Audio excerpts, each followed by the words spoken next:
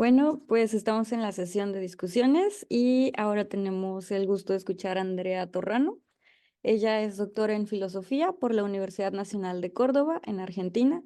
Es investigadora adjunta de CONICET, con lugar de trabajo en el Centro de Investigaciones y Estudios sobre Cultura y Sociedad.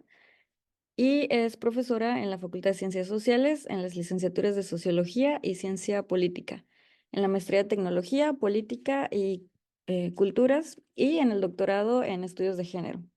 Ella es coordinadora de investigación del Instituto de Política, Sociedad e Intervención Social y coordinadora de la Comisión de Políticas de Género en la Investigación, la Ciencia y la Tecnología en el ámbito de la Secretaría de la Investigación. Coordina el programa de investigación Vida, Tecnologías y Sexopolítica en el CIES. Y bueno, entonces te cedo la palabra, Andrea. Es un gusto que hayas aceptado nuestra invitación y te escuchamos.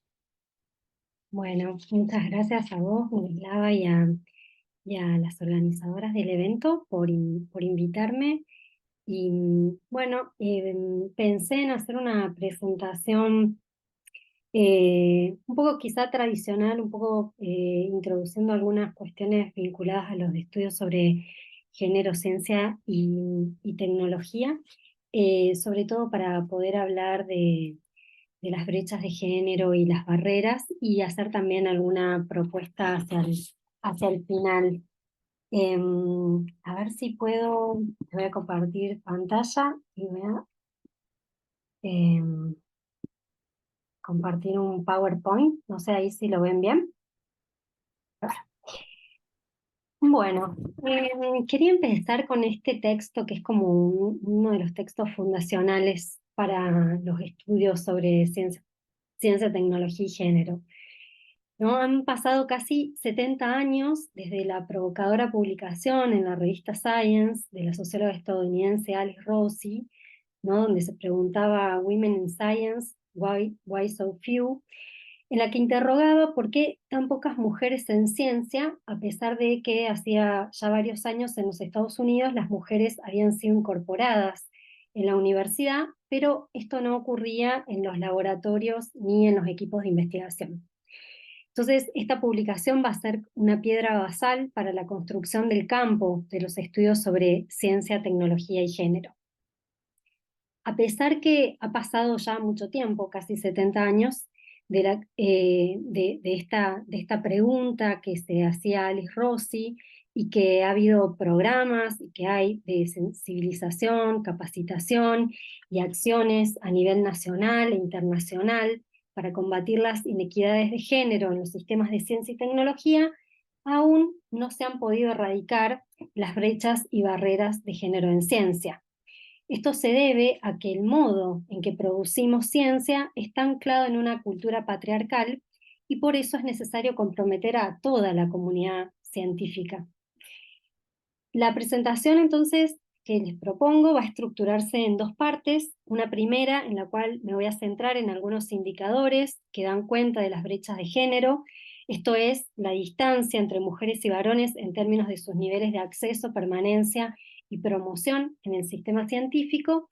Y en una segunda parte, donde me ocuparé de las barreras y obstáculos de género, de la cultura científica que condicionan y limitan la carrera científica de las mujeres.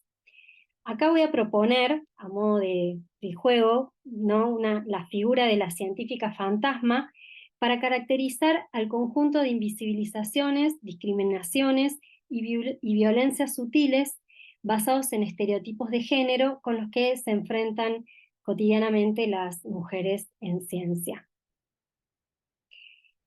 Si miramos entonces en esta diapositiva, vemos que si bien hemos podido las mujeres superar muchas barreras formales que existían, como sabemos, las universidades en Europa fueron creadas entre el siglo XII y XV y en América en el siglo XVI.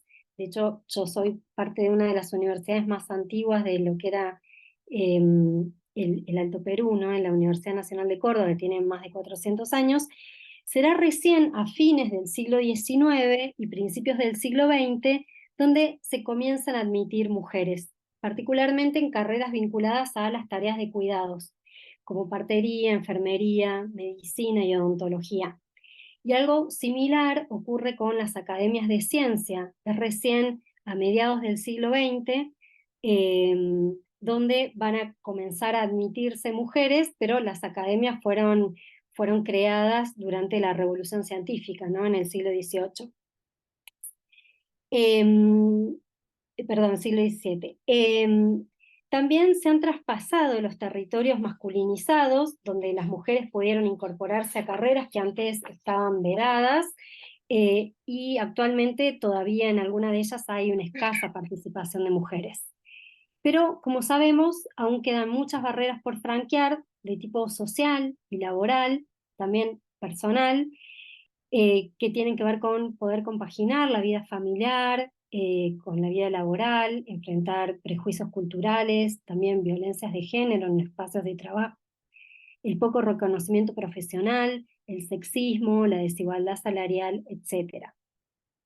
Como vemos en este gráfico que es del 2021, en Iberoamérica egresan en un mayor número en la educación superior mujeres que varones, ¿no? Esto lo podemos ver en el primer columna, que es el nivel terciario, en el grado, la especialización maestría y también en el posgrado.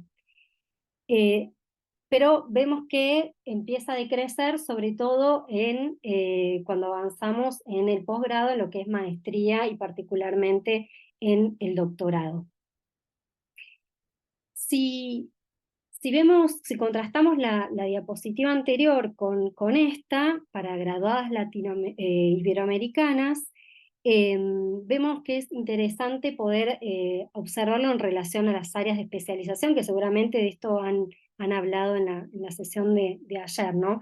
De la participación de mujeres, por ejemplo, que es muy alta en educación, en ciencias de la salud, en humanidades, en ciencias sociales, y cómo disminuye en el caso de las tecnologías de información y las tecnologías de la industria, ¿no? Todo lo que tiene que ver con las llamadas STEM, ahí hay una subrepresentación, una infrarrepresentación de mujeres.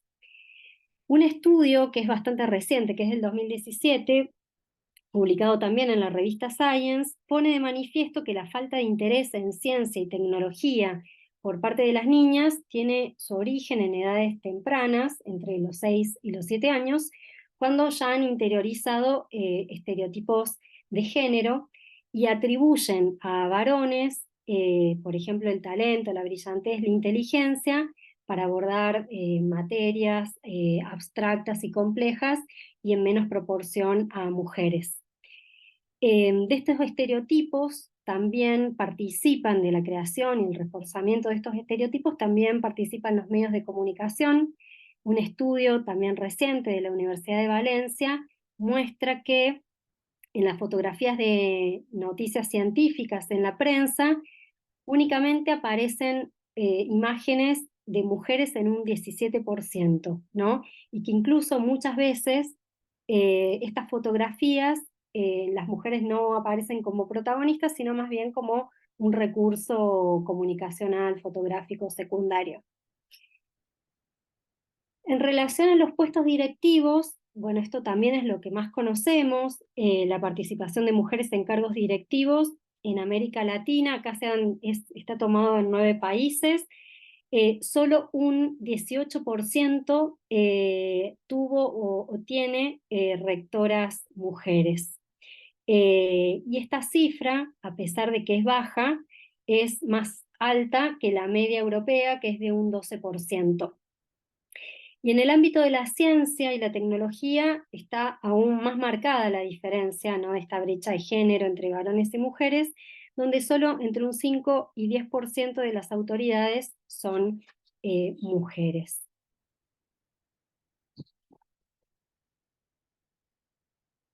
Las mujeres también son minoría en áreas de investigación y desarrollo científico, y representan menos de un tercio de los investigadores del mundo.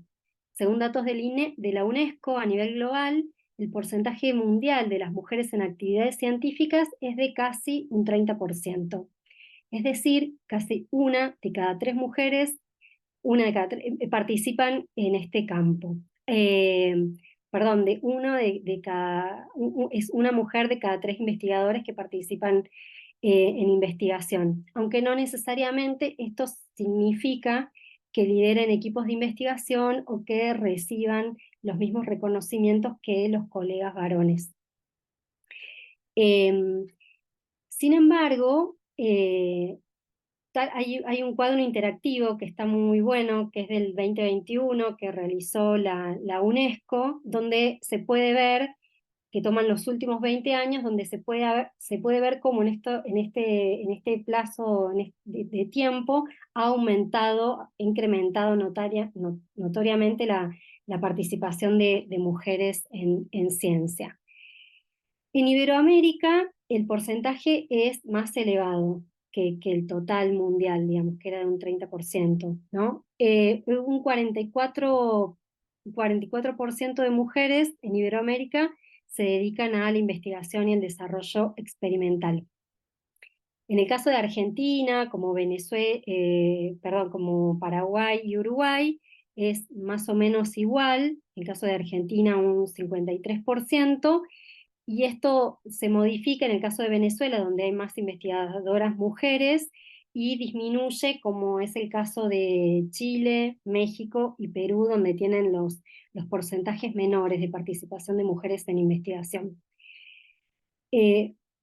Pero también lo que tenemos que tener en cuenta es que si bien son altos o los porcentajes o bastante pares, ¿no? Hay cierta paridad, esto solamente refleja los porcentajes en el sector público, ¿no? En universidades públicas y en el sectores públicos de investigación. Cuando vamos a ver los datos o los porcentajes en los sectores privados, decrece la participación de mujeres en investigación. En el caso de Argentina, por ejemplo, un 26% de mujeres trabajan en empresas privadas en investigación.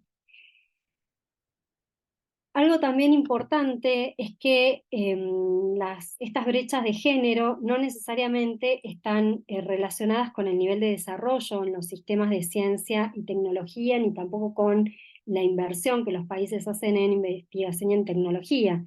Dentro de este conjunto de países que señalamos, Portugal y España son los que mayor inversión en investigación realizan, no obstante, no tienen una mayor paridad, ¿no?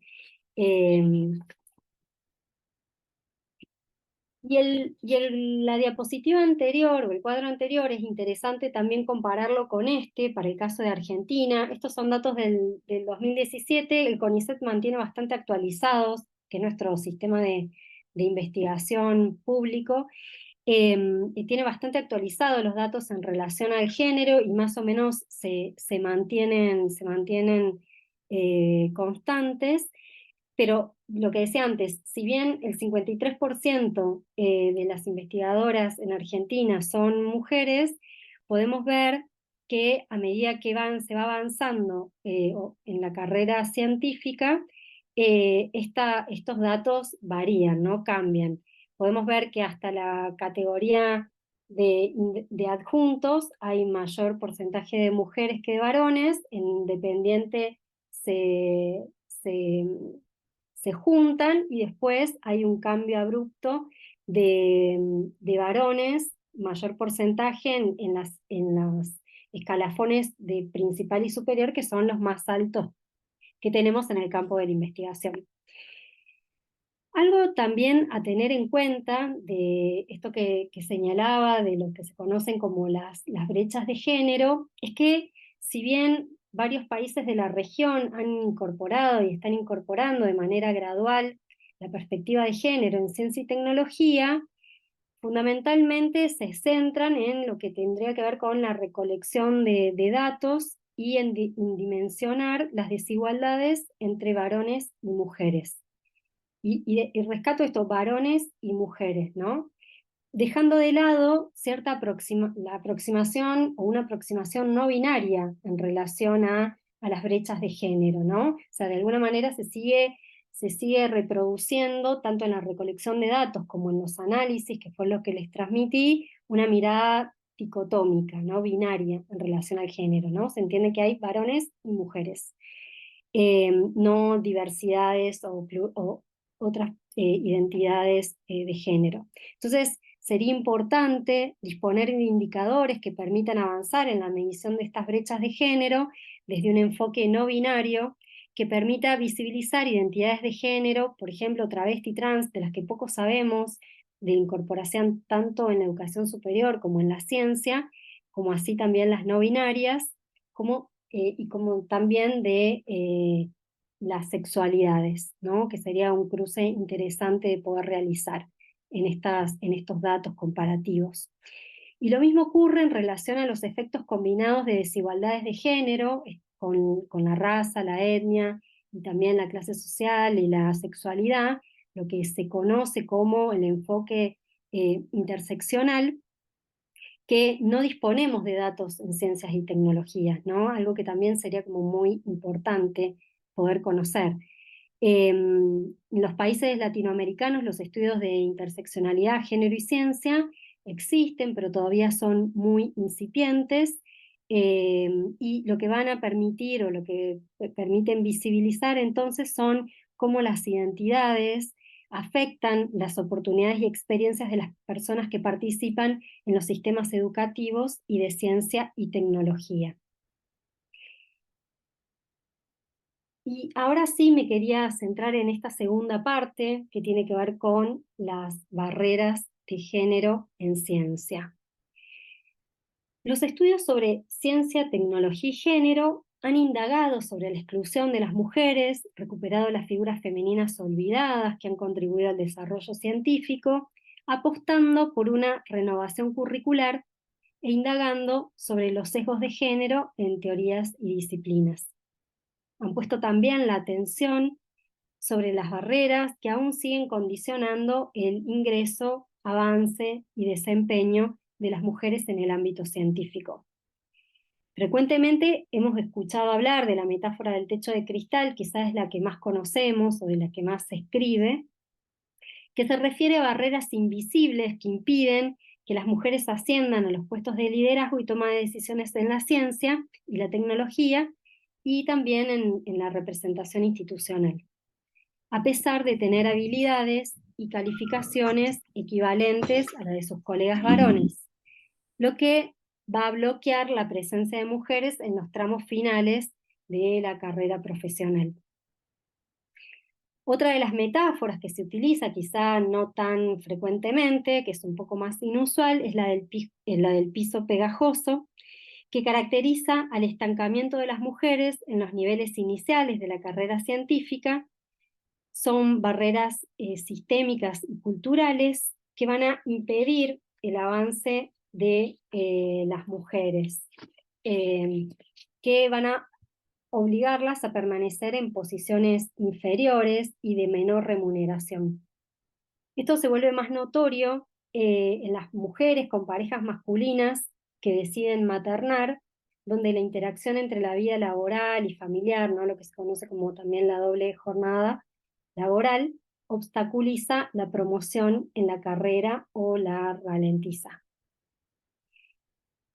Otra de estas metáforas que intentan dar respuesta a las barreras informales que existen en el campo de la ciencia es la tubería agujereada, o también se la conoce la tubería con fugas, que muestra la trayectoria y pérdida gradual de mujeres a lo largo de la carrera científica y tecnológica, a medida que avanzan en sus estudios y actividad profesional, que deben enfrentarse a barreras y desafíos que en muchos casos las van a forzar a abandonar la actividad profesional.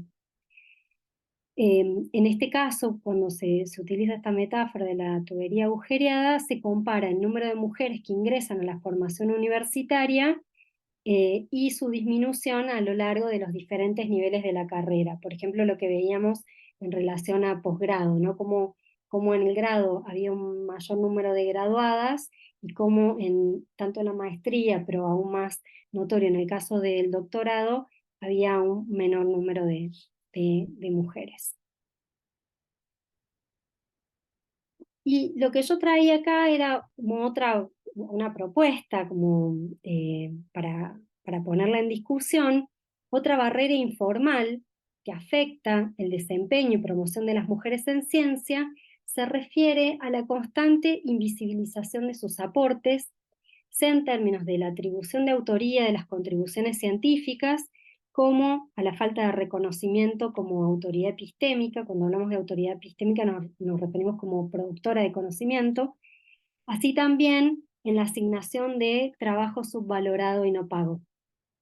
Propongo caracterizar estas diversas invisibilizaciones, discriminaciones y violencias sutiles de las que son objeto las mujeres en el ámbito científico como la científica fantasma, recuperando, un poco jugando con el popular término este del ghostwriter, ¿no? Del escritor fantasma, que se usa para describir un texto escrito por una persona que es invisibilizada y que luego se publica bajo el nombre de otra. Aquí utilizaré este término, el de científica fantasma, que sería como el equivalente al ghost scientist, para caracterizar cómo el trabajo de las mujeres es invisibilizado. Por científica fantasma entiendo una categoría amplia que incluye diversas formas de invisibilización y marginación que se pueden identificar en el ámbito científico. Esto es, no se trata de una forma de exclusión, esto es lo que me parece como muy central, sino de que se trata de una forma de inclusión, pero subordinada.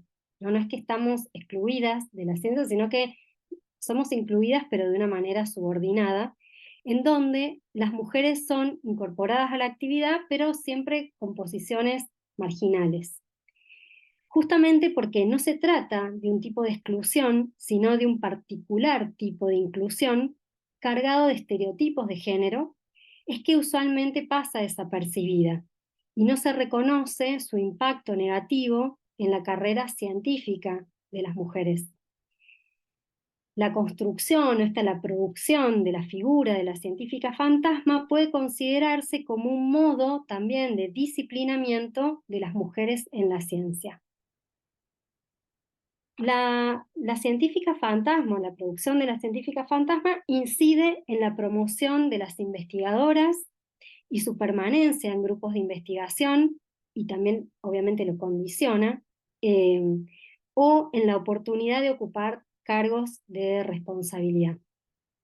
Esto es porque apunta directamente a las brechas en la productividad científica, que se traduce en publicaciones de artículos arbitrados, donde la tendencia es que las mujeres publican menos que los varones. En las posibilidades también de conformar redes internacionales y de colaboración científica, donde los varones muestran mayores niveles de relacionamiento que las mujeres, y también en las posibilidades de recibir financiamiento y premios. Dentro de esta categoría podemos incluir, dentro de que yo decía, bueno, para denominar muchos tipos de invisibilización o distintos tipos de invisibilización, uno de ellos es el que se ha llamado el efecto Matilda, que viene de Robert Merton. En realidad habla del efecto Mateo en ciencia, que tiene que ver con el principio de ventajas acumulativas, ¿no? Lo que supone que una posición inicial relativamente favorable a lo largo del tiempo va a producir mayor aventajamiento. Este principio de ventajas acumulativas, la historiadora de la ciencia, Margaret Rossiter, lo va a advertir que incide en mayor medida en las mujeres. Por eso es que la denomina el efecto Matilda en vez de efecto Mateo, que es, y que sobre todo va a echar luz sobre la situación social donde las mujeres no reciben el crédito científico por sus aportes al avance del conocimiento en su campo, y que sus logros son usualmente atribuidos a varones, ¿no? Y acá Rossiter va a trabajar con varios ejemplos en el mundo de la ciencia. Otra de las invisibilizaciones que podríamos incluir en esta científica fantasma, en esta figura, es la falta, como decía al principio, de reconocimiento de autoridad epistémica a las mujeres, ¿no? Que suelen, donde sus contribuciones suelen ser subestimadas o muchas veces no escuchadas sus intervenciones. Es sabido que las científicas no reciben la misma reputación que sus colegas varones ante logros similares y deben demostrar permanentemente sus capacidades y habilidades para el cargo que desempeñen. Otra de estas invisibilizaciones tiene que ver ya con el trabajo invisibilizado, que es lo que se ha denominado el trabajo doméstico académico, ¿no? Que refiere al trabajo no reconocido y subvalorado, y que también es no pago, que realizan usualmente las mujeres en el ámbito científico académico y que está estrechamente ligado a la división sexual del trabajo y los roles de género y estereotipos.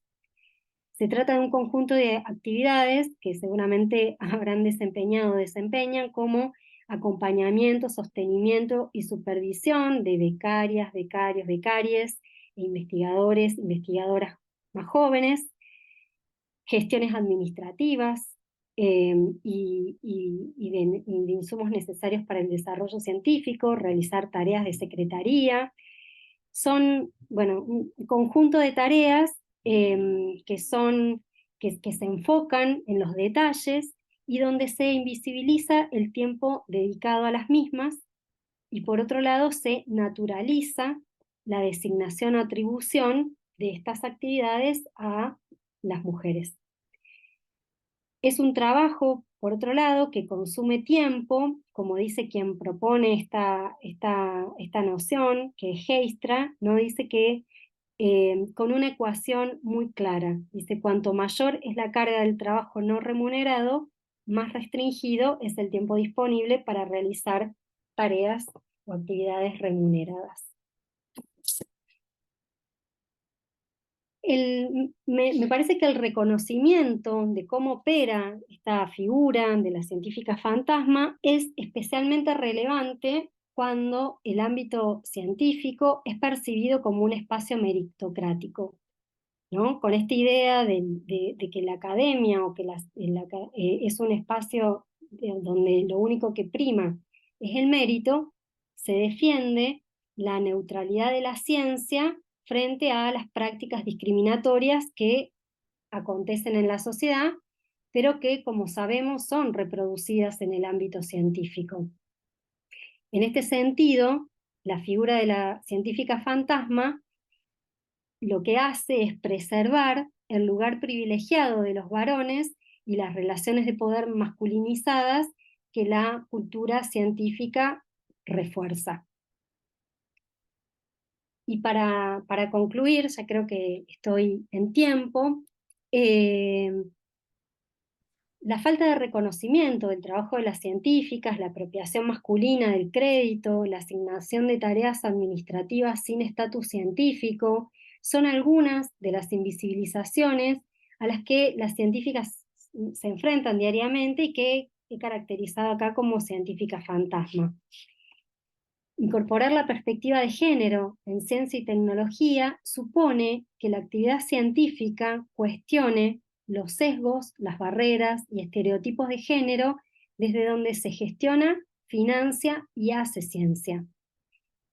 Una política de género en ciencia y tecnología, y acá son algunas recomendaciones que hicimos como parte de la Comisión de Género en Ciencia y Tecnología, que coordinamos junto con Liliana Córdoba, debe apostar a la recolección de datos desde un enfoque no binario e interseccional, avanzar en la concientización de toda la comunidad científica, esto es muy importante, ¿no? Involucrar a la comunidad científica sobre los estereotipos de género en la práctica científica y la erradicación de la violencia en el ámbito de la ciencia, promover, y esto, bueno, en nuestro país había sido un gran avance la ley Micaela, que tenía que ver con la capacitación obligatoria para todos quienes formamos parte de la administración pública en las cuestiones de género, y eso nos enteramos que la semana pasada se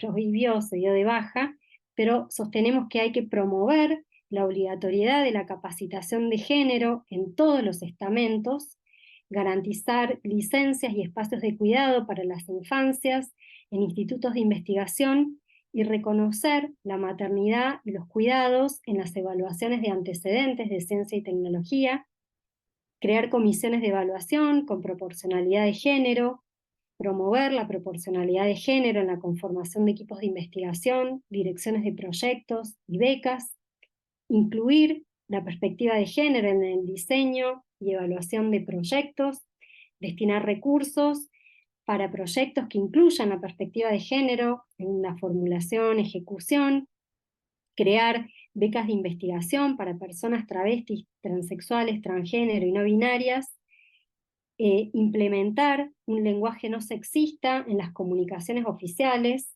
de las secretarías de investigación, como también el uso de imágenes que rompan con los estereotipos de género y raza, y también fortalecer redes feministas en ciencia y tecnología. Bueno, muchas gracias y después quedo a disposición para las preguntas. Muchas gracias, Andrea, por tu plática, muy interesante.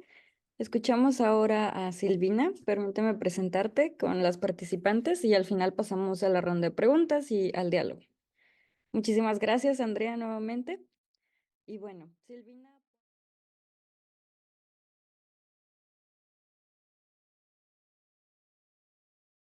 Silvina Ponce Dawson, sí, así se pronuncia tu segundo apellido. Es licenciada y doctora en física, Universidad de Buenos Aires, es profesora titular en la Universidad de Buenos Aires. Es investigadora superior eh, por CONICET en Argentina, presidenta designada de la Unión Internacional de Física Pura y Aplicada. Es fellow del Consejo Internacional de Ciencias, es asociada senior en el ICTP en Trieste, en Italia, que es el instituto que ahorita está incentivando este programa. Es miembro asociada del ICTP, SAIFR, el que se encuentra en Sao Paulo, Brasil. Es miembro del Comité de Enlace de Punto Regional Focal del ISC para América Latina y el Caribe. Sus principales intereses de investigación abarcan la física biológica y la dinámica no lineal. Ha estado involucrada en numerosas actividades para ayudar a reducir la brecha de género en ciencias. Fue presidenta de 2011 a 2014 del Grupo de Trabajo sobre Mujeres en Física de la IUPAP y Gender Champion de 2017 a 2019 de dicha unión. Fue miembro del Comité Ejecutivo del Proyecto sobre Brecha de Género en Ciencia, financiado por el ISC y responsable de su capítulo latinoamericano. Coeditó un libro sobre la brecha de género en STEM en América Latina. Fue miembro del comité asesor del Programa de Igualdad de Géneros del Ministerio de Ciencia en Argentina. Tiene un hijo y una hija, 2 nietos y una nieta. Y bueno, tenemos ahora el gusto de escuchar a Silvina. Bueno, muchas gracias. Voy a compartir mi charla, que espero que sea, es complementaria, me parece, de la anterior. Muchas gracias por la invitación y por la presentación. Yo voy a hablar de datos que recogimos en este proyecto de brecha de género y también de las conclusiones a las que llegamos en un taller que hicimos el año pasado en San Pablo, en noviembre. Este proyecto, que tiene un nombre larguísimo, se inició en 2017 con la participación de muchas uniones científicas y una de las tareas que hizo fue una encuesta que recibió unas 34.000 respuestas de 159 países, una encuesta global de científicos y científicas. El informe final del proyecto se puede encontrar en la página. Nos hicieron unas caricaturas que yo la uso mucho, muy lindas. Y ahora voy a presentar algunos datos de esa encuesta, algunos datos sobre todas las regiones y otros específicos sobre Latinoamérica y el Caribe. Bueno, acá está el número de respuestas en particular respecto de lo que esperábamos que fuera el número de respuestas de nuestra región. superamos muchísimo la expectativa. De Argentina llegaron muchas encuestas. Algunos de los resultados analizados por el Centro de Investigación Estadística del Instituto de Física de Estados Unidos llevaron a estas conclusiones. Primero les quiero decir que la forma en que distribuimos la encuesta es lo que se llama como bola de nieve, en donde cada persona contesta si quiere o si no quiere, y entonces no es representativa de la comunidad de científicos y científicas a nivel global, pero permite obtener algunas conclusiones sobre las sensaciones que tienen, al menos quienes responden. Bueno, dentro de las conclusiones, la mayoría de las preguntas mostraron diferencias significativas entre las respuestas de hombres y mujeres. También les aclaro que la pregunta sobre género tenía 3 opciones, que era hombre, mujer o prefiere no contestar, entre otras cosas porque al tratarse de una encuesta internacional hay una gran diversidad cultural y el tema del género autopercibido, de las opciones no binarias, no tienen igual aceptación en todas las regiones. Y en los otros, el único ítem donde no hubo diferencia fue en qué momento se elegía la carrera, que era hacia la escuela secundaria. Pero en todos los demás sí había diferencias, y lo que se veía era que las experiencias de las mujeres que respondían eran significativamente menos positivas que las de los hombres. Entonces, por ejemplo, estas son algunas preguntas, esto es sobre todas las respuestas. ¿Sufriste interrupciones significativas durante tus estudios doctorales? Las mujeres dijeron sí, 1,6 veces más que los hombres. ¿Diste una charla invitada en una conferencia? Los hombres dijeron sí, 1,2 veces más que las mujeres. ¿Sufriste discriminación? Acá cuando se responde nunca, fue los hombres 4,8 veces más que las mujeres, dijeron nunca. Y encontraste situaciones de acoso sexual en la universidad o el trabajo, las mujeres dijeron sí, 14,4 veces más que los hombres. Después, las decisiones personales en relación a la carrera, las mujeres dijeron sí, 1,6 veces más que los hombres, sobre que su carrera había influido su decisión sobre tener hijos, casarse, convivir, etc. Estos son un poco los datos de Latinoamérica y el Caribe, que estaban subdivididos a su vez en Centroamérica, incluyendo México, que no fueron tantas respuestas, y acá está lo que llaman Sudamérica. Y en total las mujeres que respondieron fue un 53% en la región. Bueno, acá está, perdón que no lo traduje, la disciplina que con más respuestas fue física, después matemática, biología, o sea, esto estaba destinado más que nada a las áreas STEM, pero también a filosofía e historia de la ciencia.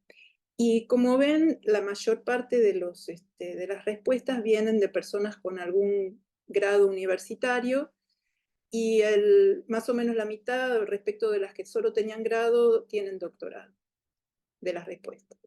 Bueno, acá está sobre las interrupciones significativas, se ve la diferencia entre esto es mujer, hay un 20% que responde que sí, un 13% de los hombres que responde que sí, y una de las diferencias que se ve es las razones de las interrupciones.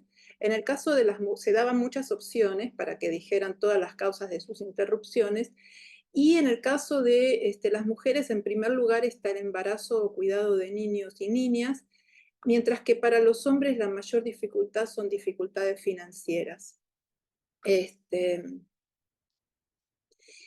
Si afectaron a la carrera las interrupciones, acá viene masculino, femenino, es ahí la sigla. Rojo oscuro es mucho, verdecito es no la afectaron, y entonces en relación a la credibilidad vemos que el 46% de los hombres piensan que no afectó estas interrupciones a su propia carrera, mientras que el 34% de las mujeres piensan que no las afectó. Y cuando dice, afectó el tipo de trabajo que hacen, vamos a ver después qué significa esto, el 23% dijo que no de los hombres y solo el 14% de las mujeres. Y un 40% de las mujeres dijo que sí un poco y un 33% que mucho afectó el tipo de trabajo que pueden hacer después de las interrupciones. Estas son respuestas, perdón, que me olvidé, estas que dicen LAC arriba, son respuestas de nuestra región. ¿Cómo cambió la carrera después de tener hijos o hijas? En el caso de las mujeres elegí un trabajo que fuera más flexible, menos demandante, un 45% de las respuestas. Mientras que el 51% de los hombres eligió decir que la carrera no había cambiado significativamente después de tener hijos o hijas. Las mujeres también o pasan menos tiempo en el trabajo, se ralentiza la carrera. Y después esta que les había dicho, esta es para nuestra región, el 58% de las mujeres dice que sus decisiones sobre hijos fueron tomadas en base a su carrera, y para los hombres es en el 48%. En el caso de la discriminación, estos son datos de todas las regiones, pero están subdivididas, ¿no? Sudamérica es esto, cuando están en verde es mujeres, en naranja es hombres, cuando está pintado en verde y naranja es que las diferencias son significativas, y entonces las personas que sienten que fueron discriminadas, o sea, que hubo una discriminación contra ellas al evaluar sus trabajos, por causa de su género. En Sudamérica el 49% de las mujeres dicen que sienten eso, y prácticamente los hombres es un 2% nada más. Y se ve que estas diferencias así son en todas las regiones. En Norteamérica incluso es mucho mayor la fracción de mujeres. Y si uno mira los que dicen nunca experimenté, se invierten, ¿no? Esto es Sudamérica, el 66% de los hombres dicen nunca experimenté, y el 32% de las mujeres. Eso es en todas las regiones. Y si uno mira las causas de discriminación, porque la última pregunta era sobre discriminación en general, no solo por género, también de nuevo los colores, naranja es mujer, verde es hombre. El 49% de las mujeres dijeron que se sintieron discriminadas por su género y el 23% por su edad. Y en los hombres no hay muchas causas de discriminación que sientan las personas, o sea, esto es lo que sienten las personas. En el caso del acoso, también porcentajes que dijeron que habían encontrado acoso sexual tanto en la universidad como en el trabajo. En Sudamérica un 22% de mujeres, en Norteamérica un 42%. Tuvimos un workshop para discutir los resultados, y tal vez una de las cosas que dijimos es que muchas veces en estas respuestas entra también un factor que es la concientización, qué es lo que se identifica como un acoso, ¿no? Que me parece que aprendiendo, que muchas veces micromachismos y situaciones de maltrato no se perciben hasta que se empieza a discutir con otras personas y se los empieza a identificar. Y ven que para los hombres es en todas las regiones muy bajo haber encontrado ese tipo de situaciones. Bueno, acá hay un poquito más de discriminación. Esto es la región nuestra, LAC, y encontraste casos en la universidad. En el caso de sí me pasó a mí, para las mujeres es un 24%, para los hombres es un 3%. Escuché que le pasó a otro, es bastante parecido, y vi que le pasó a otro, los hombres no lo ven tampoco, ¿no? Se ve un porcentaje menor que en el caso de las mujeres. Y después, ¿quién impulsa a la carrera? Para las mujeres es muy importante el rol de los padres y madres. En el caso de los hombres, lo que sienten que fue lo más importante es su propia determinación y su trabajo duro. O sea, una situación de percepción muy distinta respecto de la carrera y de las redes de colaboración y del esfuerzo personal. Bueno, los principales resultados es que para las mujeres los padres y madres habían sido clave para sus estudios.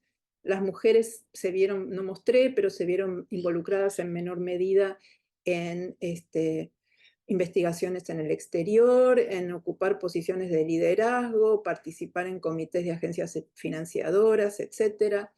Para las mujeres, después de tener hijos, hijas, con mayor probabilidad eligieron un trabajo de menor carga horaria, o avanzar más lentamente en la carrera que los hombres. También dijeron menos veces que los hombres que habían recibido fondos suficientes para hacer sus investigaciones, y reportaron en mayor proporción que los hombres haberse sentido descorazonadas en relación a su trabajo debido a distintos problemas: financiación, interacción con colegas, ambiente laboral, vida personal y obligaciones familiares. Y por otro lado, la gran diferencia en haber sufrido personalmente acoso sexual en la universidad o en el trabajo. Estos son los resultados del Sudamérica. Entonces voy a pasar ahora al taller que tuvimos en noviembre en San Pablo, que lo organizamos con Lilia Mesa, que es parte de esta red CITEC de México. Ella es física de la Universidad de Puebla, y con Lilia venimos organizando estos talleres hace mucho, con Alba también, de la Universidad de los Andes en Colombia, Celia de la Universidad Federal de Juiz de Fora en Brasil, y en esta oportunidad, además de Celia, vinieron dos personas de Chile, Leslie Jiménez y Denise Pastén. Leslie es física, Denise es matemática, Alba es física e ingeniera, y Celia es física, bueno, y yo. Hace unos años organizamos una especie de persona virtual que no tenemos mucha pila para hacerla vivir, que se llama Huitral Ciencia, que quiere decir telar en mapungún. Y también participaron otras personas de Chile y Marcia Barbosa de Brasil, con el apoyo del ICTP de San Pablo, el Consejo Internacional de Ciencias y la Unión Física Internacional. Y como les dije, con Lilia y Alba organizamos estos talleres que empezaron siendo solo de mujeres en México, y después los fuimos abriendo a todos los que quisieran participar, aunque en general es una mayoría de mujeres con perspectiva de género. Los pensamos al principio para equipar a las mujeres con herramientas para poder avanzar, y después los pensamos como espacios de discusión para hacer a la ciencia más humana y más inclusiva, porque cuando se incorpora esa mirada sirve para todo el mundo, no solamente para las mujeres. Este es el último, el de noviembre, de San Pablo. Y son talleres donde hay mucha apertura emocional, donde hay un diálogo entre generaciones y disciplinas. Y bueno, hay muchas preguntas en las discusiones, hay también charlas de científicas consolidadas, mesas de debate. Pero bueno, algunas de las preguntas es: ¿por qué hay pocas mujeres en algunos países en estas disciplinas? ¿Por qué disminuye la fracción de mujeres a medida que se avanza en la jerarquía? ¿Qué se puede hacer para mejorar la situación? ¿Cómo evaluar y monitorear los cambios? ¿Cómo mejorar el ambiente de trabajo? El tema de violencia y acoso, que es muy, muy importante en nuestra región. Y cómo compatibilizar ahora, nosotros veníamos trabajando hace muchos años en una descripción más binaria, cómo hacer esto compatibilizar las acciones afirmativas con la autopercepción de género, el género no binario, etc. Bueno, entonces le voy a hablar un poquito de algunos de los temas que surgieron en San Pablo, donde hubo bastante interseccionalidad con el tema de raza, digamos, de las personas negras en Brasil, que fue un tema que también habíamos tratado en San Pablo en 2019. Entonces, una de las cosas que surgió es que hay falta de visibilidad de científicos y científicas de grupos subrepresentados, debido principalmente a sesgos y no a falta de relevancia de las contribuciones de estas personas. Y a veces esto cambia dependiendo de cosas que suceden en los países centrales. Por ejemplo, el asesinato de George Floyd en Estados Unidos trajo el tema de la discriminación contra los negros y de la violencia contra los negros, e hizo repensar este tema en un montón de otros países. Y entonces es importante aumentar esa visibilidad y valorar las contribuciones, no solamente por una cuestión de justicia, sino también, y además porque son modelos de rol para que se revierta la situación de despareja, de distribución en las disciplinas, sino también porque ahora, con el desarrollo de las tecnologías que utilizan datos muy intensamente, toda la inteligencia artificial se basa en los datos que encuentra en la web. Hace falta que esos datos, cuando se nutre de esos datos vienen con sesgos. Y entonces, con los sesgos típicos de las disciplinas, y lo que hay que hacer es tratar de romper esos sesgos, porque si no, eso se va a perpetuar, especialmente con el crecimiento exponencial de la inteligencia artificial generativa.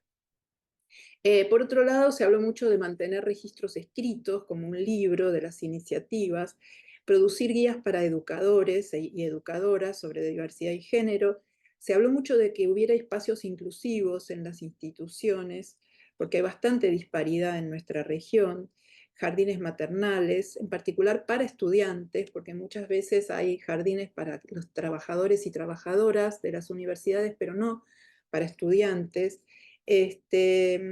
Algo que es muy interesante es muchas veces desde digamos, desde la superestructura de las instituciones se deciden políticas. Por ejemplo, el CONICET en Argentina implementó una serie de políticas de perspectiva de género, pero después en los pequeños institutos que dependen del CONICET se siguen manteniendo las estructuras patriarcales, porque en los grupos pequeños, incluso en los grupos de investigación, es muy difícil permear, y entonces eso tiene que ser una política de diálogo y de educación constante. En el caso de acoso y abuso hubo algunas ideas de cómo monitorearlo y prevenirlo. Por ejemplo, cuando se hacen evaluaciones docentes, nosotros en mi facultad tenemos encuestas docentes, hacer alguna pregunta sobre si vivieron situaciones de acoso, abuso o discriminación, tener un lugar donde compartir las iniciativas que se hacen en distintos lugares. El proyecto de brecha de género del que hablé antes tenía la idea de tener una base de datos y en un momento se detuvo. O sea, eso es muy difícil desde nuestros colectivos poder mantener algo que requiere un trabajo constante. Producir un documental. Bueno, interrupciones de carrera, hablaron mucho de las interrupciones a nivel de estudiantes, porque aparentemente en algunas universidades había unos chicos varones en el workshop de Ecuador, que dijeron que cuando se interrumpe la carrera, después la universidad penaliza con multas pagas. Y en otros lugares penalizan bajando el promedio, lo que después dificulta a la persona poder acceder a becas o, bueno, a algunas ayudas hacia el futuro. Entonces, que debería ser revisado porque en general perjudica más a las mujeres y a los grupos subrepresentados las interrupciones. Se habló mucho del inglés, como que es el lenguaje realmente de las ciencias exactas y naturales, y que es una barrera muy importante para los sectores más subrepresentados. Contaron un caso de Brasil, de unas becas para ir a Harvard, y como había habido dificultades en el pasado, Harvard hizo que las personas pudieran ir antes a conocer el lugar y empezar a manejarse en el idioma, y que debería empezar a tenerse en cuenta eso cuando se piensan en becas para ayudar. Bueno, más temas: crear listas de expertos, crear espacios para discutir, escuchar a las nuevas generaciones, incluir a la diversidad en un sentido amplio. También hablaron de entrenar a los estudiantes en otro tipo de desarrollos de productos y patentes, promover el trabajo colectivo en grupos diversos, porque eso puede llevar a que se cambien las preguntas que motivan las investigaciones. Hablar de ciencia dando el contexto cultural donde se desarrollaron las ideas, referirse a las contribuciones de grupos diversos. Y una de las cosas es que avanzar con estas iniciativas, como dije antes, ayuda a todos y todas, no solamente a las mujeres. O sea, todos deberíamos participar en tratar de cambiar nuestras instituciones y el ambiente científico académico. Estas son fotos de distintas actividades en las que fui participando. Hay ahora, después del proyecto de ciencia de brecha de género, se formó un comité de igualdad de género en ciencia con representantes de más de 20 uniones científicas internacionales que hace unos conversatorios o charlas una vez por mes más o menos online. Y bueno, la idea es un poco cambiar la perspectiva, y los dejo con el mensaje sobre cambiar los estereotipos de género y terminar la violencia de género, que es algo que tenemos que hacer todos y todas. Bueno, muchas gracias.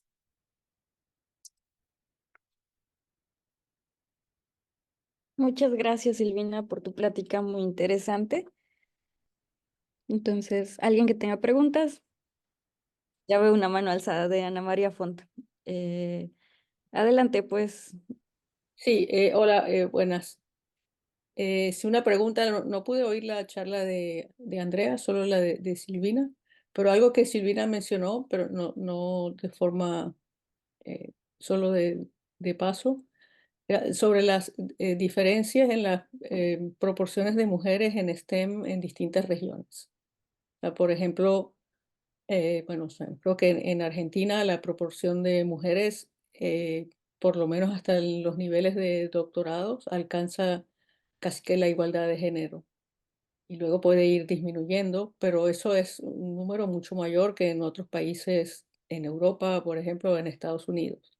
Y así en otros países de Latinoamérica, la proporción de mujeres en STEM, por lo menos hasta el doctorado y las primeras etapas de la carrera, es mucho mayor que en otros países, digamos, desarrollados o no. Y bueno, la pregunta es, ¿a qué crees que se deba esta diferencia? Y si ves que en efecto haya sido una diferencia o es solo que es mi percepción equivocada. No sé cómo quieren que hagamos con las respuestas. Esa es ¿vos es una pregunta para mí o es para cualquiera? Bueno, para ti porque lo mencionaste y oí tu charla, pero no sé si Andrea también habló sobre eso. No, en realidad yo no vi estadísticas de personas dentro del área. Cuando uno mira, por ejemplo, nosotros en Argentina tenemos el CONICET, que es muy parecido al CNRES de Francia, o sea, tiene personas a las que les paga el salario, y uno mira ahí la fracción de mujeres. Sí hay un poco más de mujeres que de hombres, pero sobre todas las áreas, no solamente las áreas STEM. No solo las ciencias exactas y naturales. O sea, también es cuando uno mira esos números es porque se incluyen las humanidades y las ciencias sociales, en donde hay una mayoría de mujeres, también hay una mayoría en el área biomédica. En las áreas más por ejemplo, en física es aproximadamente un tercio de mujeres. Y se mantiene, si uno compara las carreras de grado y también de posgrado en las universidades y lo que es los que trabajan como investigadores e investigadoras de CONICET, en las etapas, en las categorías más bajas de la carrera de investigación, se mantiene más o menos la misma proporción. Y después esa fracción va bajando. En matemática es parecido a física, en las áreas más tecnológicas, computación, ciencias de datos, es muchísimo más baja. O sea, hay una gran diferencia entre disciplinas, cuál es la fracción de mujeres. En física, además, por otro lado, algo que viene sucediendo en los últimos años, nosotros tenemos un crecimiento en la matrícula en nuestra facultad bastante importante, porque muchas personas se dedican después a ciencias de datos, después de hacer la carrera de grado.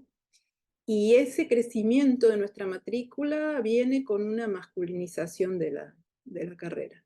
O sea, el ir hacia esas áreas más computacionales, tecnológicas, hace que disminuya la fracción de mujeres. ¿A qué se puede atribuir? Yo te puedo decir diferentes discusiones de las reuniones de mujeres físicas en particular. Hay diferencias, por ejemplo, entre Europa del Sur y Europa del Norte, y se ve, por ejemplo, una correlación entre fracción de mujeres, una correlación inversa, y nivel de inversión en el área científico-tecnológica del país. En los países donde hay más inversión hay menos mujeres. Pero también me parece que hay donde la física, por ejemplo, en particular, se la percibe más cerca de la tecnología y de la ingeniería, tiende a haber más hombres que mujeres. Las mujeres tienden a elegir con más frecuencia carreras vinculadas a los cuidados. Medicina es una carrera donde hubo que hacer acciones afirmativas para permitir el ingreso de hombres en algunos países, en Canadá y me habían dicho en Rusia también. O sea, hay una primera cosa que tiene que ver los que se interesan por las carreras. Y después está, bueno, la permanencia, etcétera. Y ahí en todas las carreras se ve que disminuye la fracción de mujeres con la jerarquía.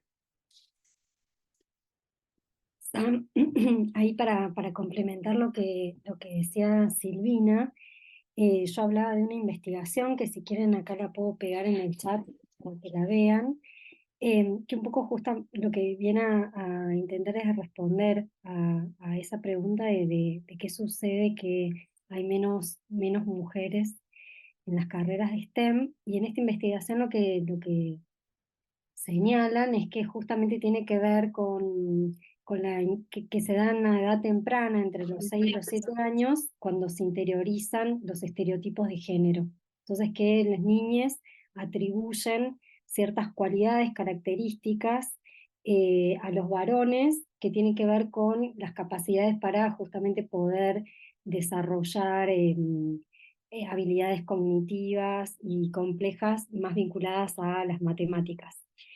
Acá si querés lo pego, el DOI del trabajo, por si te interesa, que tiene que ver justamente con eso. Y otra de las investigaciones que también mencionaba en mi presentación era el rol que jugaban los medios de comunicación en relación a estos estereotipos de género. Y había una investigación que se hizo en la Universidad de Valencia, viendo un poco las imágenes que aparecían en las noticias vinculadas a ciencia, que mayoritariamente aparecían imágenes masculinas, ¿no? Entonces como que hay una cierta idea de una representación de la ciencia como algo masculino.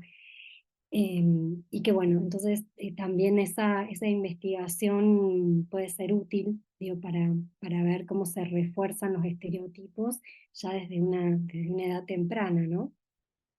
Que hace que después, digo, en esto que señalaba Silvina, que eran en la adolescencia, eh, al fin, cuando se elige una carrera, bueno, ya la internalización del estereotipo está activa, entonces claramente se dirigen a tareas o a disciplinas que tienen más que ver con los cuidados, con las ciencias sociales, con las humanidades, lo cual no significa que no operen también estereotipos de género en estas disciplinas, ¿no? A veces creemos que en las humanidades, digamos, hay equidad de género, que no, la brecha de género no es tan grande como en las STEM, pero lo que les hablaba, bueno, no pudiste escucharlo, pero en todas las formas de invisibilización que hay sobre las mujeres que están dentro de la actividad científica, claramente, digamos, también ocurren en todas las disciplinas. Entonces, bueno, eso me parece que es importante ver que es de alguna manera transversal a las disciplinas. Sí, justamente una cosa que me acuerdo haber visto un gráfico de datos de la Universidad de Cambridge en Inglaterra, física y sociología creo que era. Y hacían el gráfico de fracción de mujeres en función de la jerarquía. Y entonces empezaba, por supuesto, sociología empezaba con una fracción altísima de mujeres y física empezaba abajo. Y después seguía bajando a medida que subía la jerarquía.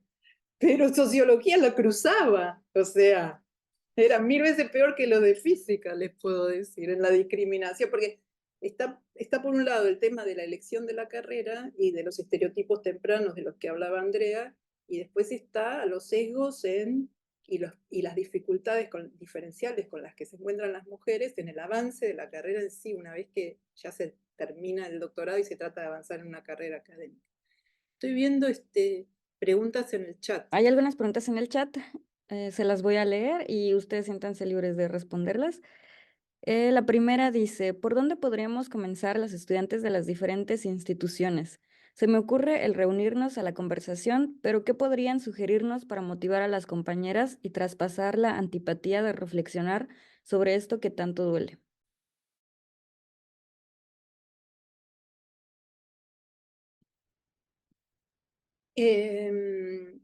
Sí, a veces es difícil hacer que vengan las personas a estas charlas y en particular, en general vienen solamente las mujeres o vienen un número pequeño de varones, pero empezando por pequeñas cosas, para ver cuál es la situación en la que se encuentran, qué dificultades se encontraron y empezar a hacer pequeñas acciones que tiene que ser una cosa de diálogo y tiene que ser de escucharse, ¿no? Y de sentir que las personas se sienten contenidas y escuchadas y que eventualmente se puede avanzar con algún cambio. Se pueden organizar charlas, se pueden, pero más que nada me parece que es en estos encuentros más personales donde cada persona cuenta y a veces se empiezan a dar cuenta. Me acuerdo una vez hicimos una actividad que eran preguntas, como una especie de encuesta, pero en vivo. Eran unas 60 personas en un aula y entonces se hacían preguntas y se pedía que calificaran las respuestas mucho, poco, eran cuatro opciones, ¿no? Y se veía la diferencia entre las respuestas de las mujeres y los hombres y se veía ahí. Después hicimos la estadística y lo pasamos, pero muchas veces es una cuestión de no darse cuenta, de necesidad de visibilizar y de concientizar. Y eso lo más importante es que las personas sientan que dialogan y no que se les impone algo. Y si son cosas interactivas, mejor aún. Porque nosotros, por ejemplo, como hablaba Andrea con la ley Micaela y con una serie de charlas que eran antes por ley acá y ahora, bueno, se está cortando todo eso en Argentina, muchas veces eran grandes charlas a las cuales se obligaba a las personas y había muchos que no prestaban mucha atención a esas charlas. Me parece que es mejor que sean grupos más pequeños y más interactivos, en donde se muestra que se escucha. Y yo creo que eso ayuda a mejorar mucho el ambiente. Sí, hay algo que nosotras hicimos, bueno, en el caso de mi facultad es en Ciencias Sociales, que es donde doy clase, y obviamente que es una facultad muy feminizada. No obstante, digo, una podría pensar que es un espacio donde no se detectarían brechas de género o violencias vinculadas al género, pero sin embargo existen, ¿no? Y algo que nos pasó era esto, ¿no? Poder encontrarnos para conversar de eso. Bueno, nuestra pregunta era cómo en espacios feminizados podíamos detectar, porque bueno, a veces también las instituciones tienen naturalizadas muchas prácticas que es difícil visibilizarlas y reconocer que se trata de violencias vinculadas al género. Y bueno, una experiencia que ahora estamos haciendo con un informe con una colega que se llama Paula Gaitán, estamos justamente revisando los currículos, o sea, lo que tiene que ver con los programas de los 2 primeros años de las 3 carreras que se dictan en la facultad, ¿no? Y lo que advertimos es que por ejemplo, bueno, estamos divididas por áreas, las materias, y las materias, las materias más teóricas son las que tienen varones, que son los titulares de las materias, donde no hay ni siquiera, no digo una perspectiva de género propuesta en el programa, sino directamente no hay en algunas materias ninguna mujer en la bibliografía obligatoria ni complementaria. Entonces, me parece eso, poder reunirnos como en discusiones concretas, por ejemplo, con programas de estudio y poder tener una mirada, digo, crítica, pero también entendiendo que, bueno, hay que cambiar toda una cultura, ¿no? Que no tiene que ver solamente con nuestra facultad, sino que es algo que, digamos, que extendido, o no sé, yo pienso en eso. Otra de las cosas que nos sirvió mucho fue reunirnos en base a esta comisión de perspectiva de género en ciencia para discutir, por ejemplo, cómo reconocer, algo que pensé que quizá le iban a preguntar, pero que fue un gran tema de debate en nuestra comisión, es cómo reconocer eh, la maternidad, o sea, cómo realmente en una evaluación se puede reconocer el periodo de licencia por maternidad. Y la verdad que juntarnos en torno a eso fue una muy buena discusión, porque bueno, aparecieron distintos puntos de vista en relación a cómo se podía reconocer esos meses de licencia para que no afecten la evaluación de alguien que se postulaba cuando tenía 1, 2 o más hijos. Y bueno, y de ahí también se generaron otros interrogantes y abrieron a otras discusiones. Entonces, bueno, no sé, me parece que puede ser una buena propuesta discutir sobre algo, juntarse a discutir, debatir sobre algo concreto y que eso seguramente va a llevar a otras temáticas u otras problemáticas que también se van vivenciando en los espacios de trabajo. Muchas gracias por sus respuestas. Tenemos otras preguntas. Les leo la siguiente, que dice, las ponentes, ¿cómo piensan que el efecto Matilda ha influido en la percepción de la historia y el conocimiento científico al relegar las contribuciones de las mujeres? ¿Y qué medidas creen que se pueden tomar para contrarrestar este fenómeno y promover la equidad de género en la ciencia y la sociedad en general? Bueno, primero hay una cosa que es que hay hasta, digamos, siglo XIX, las mujeres estaban relegadas y no eran parte de quienes eran educados o educadas, ¿no? Ahora, después viniendo a un periodo donde empieza a haber más mujeres, que sería el siglo XX, ¿qué medidas se pueden tomar?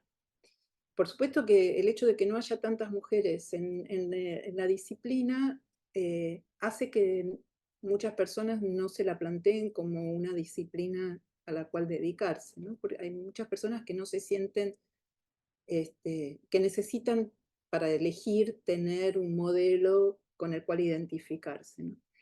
Entonces eso influye para determinar que no tantas personas elijan las carreras si no ven a otras personas con las cuales identificarse que las eligieron, ¿no? Ahora, ¿qué medidas se pueden tomar para valorar? Yo estoy muy a favor lo pienso ahora más al presente, estoy muy a favor de las acciones afirmativas para revertir una situación de desigualdad.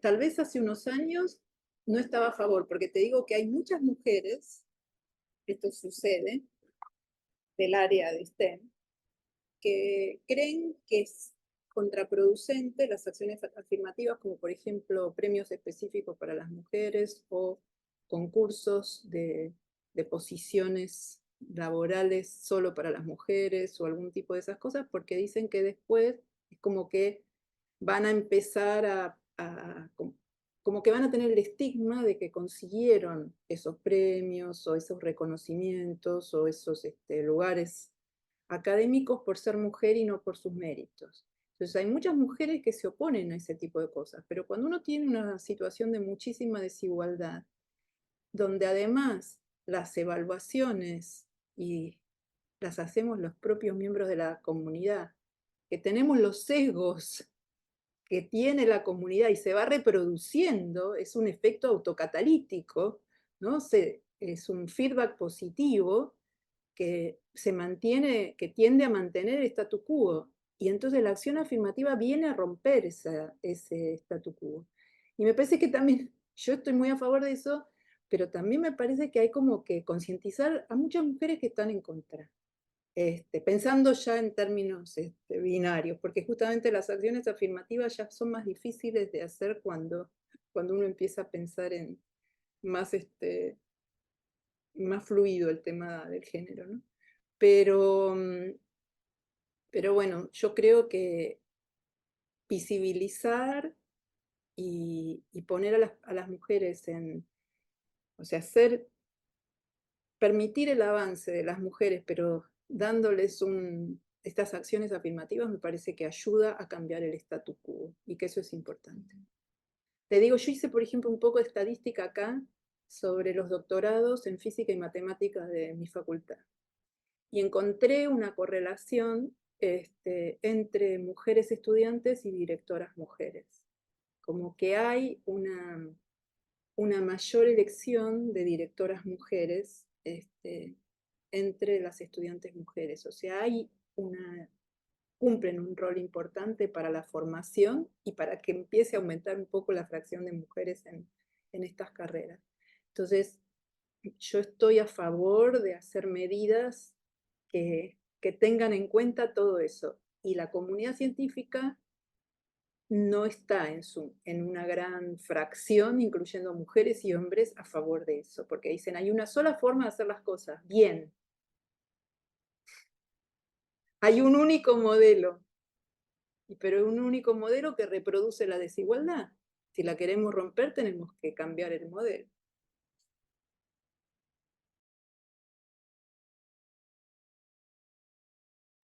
Sí, yo acuerdo totalmente con Silvina y de hecho en la última diapositiva que presenté tiene que ver con ciertas recomendaciones que, bueno, hoy son recomendaciones, no hemos podido avanzar más que en eso, para que se incorpore o cómo podría incorporarse la perspectiva de género en ciencia y tecnología. En realidad esto más a nivel de la universidad y de la Universidad Nacional de Córdoba, que es en donde yo estoy, y que tiene que ver básicamente con acciones positivas o afirmativas, sí, en relación al género. Y también lo pensamos tanto dirigido a feminidades como también a personas travesti, trans, no binarias, que la universidad el año pasado comenzó a hacer un relevamiento porque tampoco teníamos de estudiantes ni de docentes que se identifican con otra identidad de género que no sea varón, mujer. Entonces, bueno, eso también creemos que es importante. Y también se han generado algunos debates en relación a la evaluación de méritos, ¿no? Por eso también insistí en esto y que también me parece que es lo que señalaba Silvina, ¿no? En el ámbito científico, donde está tan encarnizada la cuestión de la meritocracia, es muy difícil poder echar luz o ver las desigualdades estructurales que hace que no todas, no todos, ni todos puedan alcanzar los mismos méritos, ¿no? Entonces eso es muy difícil no solo de visibilizar, sino también de cómo reconocerlo, ¿no? Ese es como el otro paso, es decir, bueno, ¿cómo hacemos en una evaluación con una persona travesti trans que ha sufrido violencias a lo largo de su carrera académica? Cuando, por ejemplo, se presenta una beca y tiene que presentar el promedio, y lo determina el promedio. ¿Cómo hacemos lo que señalaba antes? ¿Cómo reconocemos realmente en una evaluación a una persona que se ha encargado de maternar o realizar tareas de cuidado? Entonces ahí, digo, es la parte más difícil también de poder generar algún tipo de indicador que nos permita poder evaluar en iguales condiciones a personas que no están en iguales condiciones. Muchas gracias por sus respuestas. Les leo la siguiente pregunta que se encuentra en el chat y dice, durante su trayectoria, ¿tuvieron experiencias propias con los estereotipos? Si es así, ¿cómo se enfrentaron a ellos? Yo tuve alguna experiencia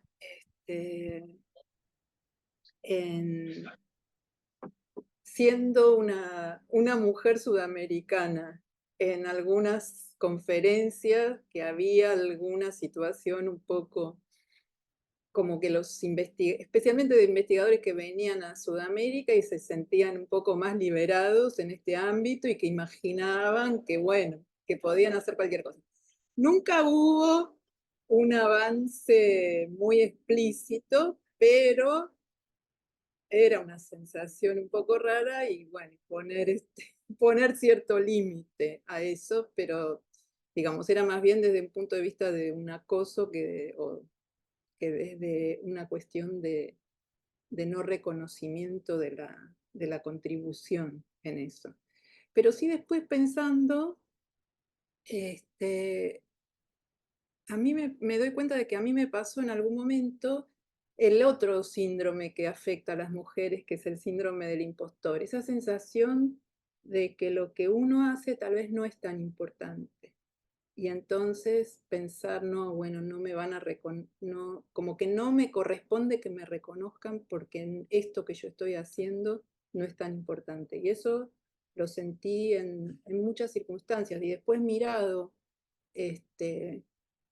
a distancia, me doy cuenta que tal vez debería haber sido más de ir al frente defendiendo lo que yo hacía. O sea, me di cuenta de eso. Y después también me di cuenta de que estuve en ambientes que eran totalmente masculinizados y yo no me daba cuenta en ese momento. Me di cuenta a posteriori. Este, pero bueno, esas son mis experiencias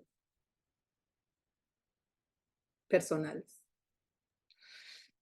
Pero también les digo, por ejemplo, yo tengo 2 hijos, ¿no? Uno que lo tuve cuando era estudiante de doctorado, en una época que yo era becaria de CONICET y el CONICET no daba licencia por maternidad. O sea, arreglé con mi director de tesis que no iba a venir durante un cierto tiempo, pero algunas veces venía con mi bebé en cochecito. Y a mi hija la tuve en Estados Unidos, siendo postdoc. Mi hija nació el 22 de septiembre y el 1 de noviembre yo estaba de nuevo trabajando en el laboratorio en Estados Unidos, porque yo estaba en soft money y si no iba no me pagaban. O sea, bastante más difícil la situación en Estados Unidos que en Argentina, que además cuando volví tenía un lugar donde poder llevar a mi hijo de 3 meses en la universidad y ahí en Estados Unidos tenía que pagar una babysitter. Pero bueno, es otro tema ese.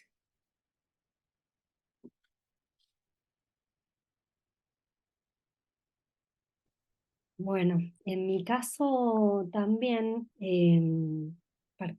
sí, también esto, ¿no? Gran parte de mi carrera habité espacios muy masculinizados. Esto era cuando estuve haciendo el doctorado en filosofía.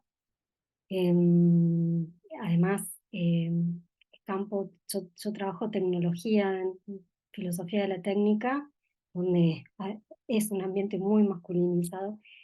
Y la verdad que la forma que tuve de poder sortearlo, digamos, fue crear redes dentro con las pocas mujeres que participábamos y crear redes también por fuera de esos espacios, ¿no? Creo que eso es lo más importante. Y desde ahí empezar a concientizar.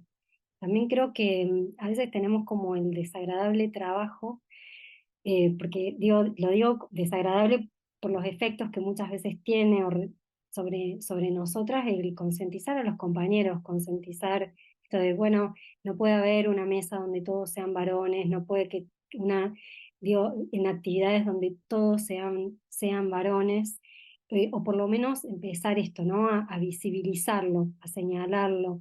Y que bueno, eso a veces no repercute de la mejor manera, pero con el tiempo bueno, hemos logrado avanzar bastante y eso también se lo debo a otra colega con quien empezamos a trabajar muy prontamente en estos temas más de tecnología, género, que se llama Natalia Fichetti, que está en Mendoza, y que bueno, las dos como que impulsamos mucho la perspectiva de género en ese ambiente que sí, es muy masculinizado en un doble sentido. Primero porque se trabaja tecnología y segundo porque es con el cruce con filosofía, donde también es muy masculino el ambiente y esto que señalaba Silvina, ¿no? Del síndrome del impostor o la impostora, pero también al mismo tiempo lo difícil que es el ser reconocido, reconocida, ¿no? Las mujeres muchas veces cuando en ambientes muy masculinizados, la voz de las mujeres o las disidencias suele ser invisibilizada, no escuchada. Entonces también es un trabajo diario, difícil, muy difícil, con muchos costos personales a veces. Pero bueno, yo creo que eso es también parte del compromiso político que tenemos de transformar nuestros espacios de trabajo y hacerlos más habitables y más justos. Gracias por compartir sus experiencias. Hay otras preguntas en el chat. La siguiente dice, una pregunta para Silvina. ¿Podrías platicarnos de los talleres que mencionaste al final y cómo podríamos participar en el próximo taller que se realizará? No sé cuándo vamos a hacer el próximo taller. Yo ya me estaba por decir, yo me retiro, no quiero organizar más talleres. Sí, la red CITEC, que les digo de México, organiza, pero tal vez más a nivel nacional. Y lo que sí va a suceder dentro de 2 años es la Conferencia Internacional de Mujeres Físicas, que es una conferencia que se hace una vez cada 3 años, que la organiza la Unión Física Internacional. La conferencia no está abierta, no es de participación abierta, sino que es por lo que se llaman grupos por país, para permitir que participen personas de todos los países, ¿no? Entonces, la idea es que por cada país vayan aproximadamente 3 personas, si es posible. Aunque, bueno, las últimas versiones fueron virtuales y ahí ya no había tanta limitación, pero como lo que queremos es que no haya grupos que sean mucho más grandes que otros, es como por representación, que los países elijan quiénes son las personas que van a ir de su país. Hay pósters por país describiendo la situación de cada país, después hay charlas de físicas asentadas, senior, que hablan de sus investigaciones y de su vida personal. Después hay grupos de discusión de distintas temáticas. Todavía no se sabe dónde va a ser. Yo estaba pensando tal vez postular a Buenos Aires, pero no lo sé, porque dada la situación que tenemos, mi idea era tal vez postular, hacer eso y retirarme de la vida académica. Pero no lo sé no sé si me animo ahora. Tengo que ver cómo sigue la vida acá en Argentina. Pero esa sí va a existir, deberían ponerse en contacto con los de sus países, que puede ser tanto el país donde trabajan o del país de donde provienen. Y en relación a los talleres, como les dije, no sé dónde será el próximo. Es la Conferencia Internacional de Mujeres Físicas. La sigla en inglés es ICWIP, International Conference on Women in Physics, de la Unión Física Internacional, que es la UPAP, International Union of Pure and Applied Physics. Y son más o menos,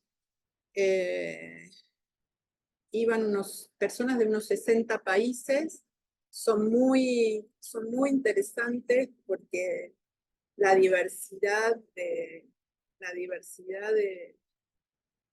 de culturas es muy interesante. Por ejemplo, les digo, van desde, me acuerdo una vez una conferencia, yo fui la chair del grupo de trabajo de mujeres físicas y entonces estuve a cargo de la organización de alguna de estas conferencias.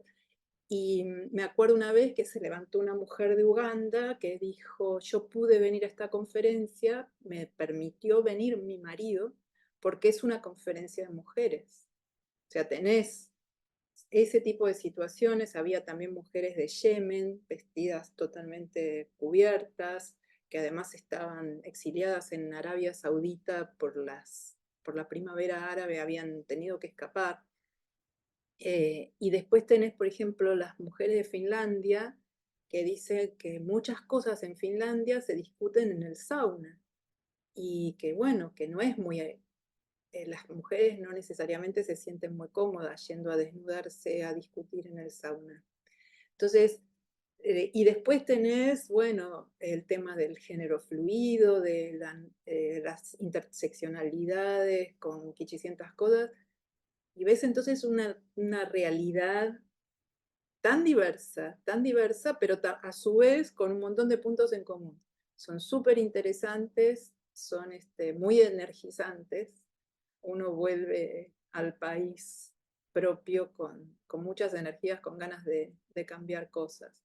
Yo empecé con esto en la Unión Física Internacional, juntando datos sobre mujeres en física en Argentina, y fui a la primera de estas conferencias en Francia y volví. Fue como una cosa, nunca había pensado en el tema, y fue como algo que me abrió la mirada. Ahí hubo muchísima discusión sobre esas acciones afirmativas, después sobre diferencias entre Europa del Norte y Europa del Sur, muchas cosas, muchas cosas. Y son muy, muy interesantes. Y volví a Argentina a dar algunas charlas, esto fue el año 2002, y las mujeres de acá me decían, ay, esos son problemas del hemisferio norte, no son problemas nuestros. Después fue cambiando. No son problemas nuestros, tenemos otros Perdón, problemas. Silvina, ¿en qué año fue? 2002. 2002. Tenemos otros problemas más urgentes que resolver, porque hay, por supuesto que hay muchas desigualdades. Hay desigualdades sociales, de acceso a la educación, pobreza. O sea, nuestras sociedades en Latinoamérica son muy desiguales en muchísimos aspectos, pero el aspecto de la desigualdad con las mujeres está en todas, se cruza con todo eso, y hace que la situación de las mujeres sea peor en todas esas distintas, sumadas a todas esas desigualdades. Ahora creo que cambió la mirada de muchas personas que me decían eso en ese momento, de mujeres, de mujeres. Por eso muchas veces cuando se dice vamos a poner mujeres en los comités de evaluación porque la diversidad no es no, no, no, no, no, no. Tienen que ser personas que tengan una mirada diferente, no necesariamente mujeres, les puedo decir. No te hace ser más empática, porque muchas veces pasa que las mujeres que llegan a ciertos niveles en las jerarquías académicas dicen, yo llegué, entonces, ¿por qué no van a llegar las otras personas? Yo no hubiera querido que me hicieran una acción afirmativa porque yo quiero que me reconozcan por mis méritos. Y eso está muy instalado en mujeres de mi generación, seguro. Tal vez fue cambiando a medida que vamos bajando en edad. Pero bueno. Así que. ¿Te gustaría añadir algo, Andrea?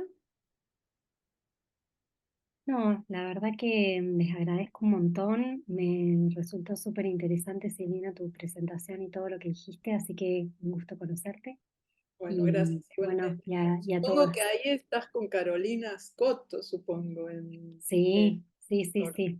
Ah, bueno.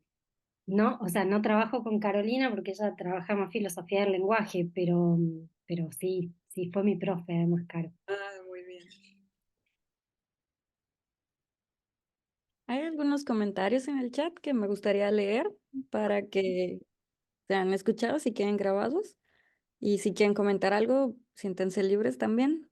Hay un comentario que dice, quisiera comentar que también he observado lo que decía Ana María, de que hay más representación femenina en ciencias exactas en Latinoamérica que en Europa.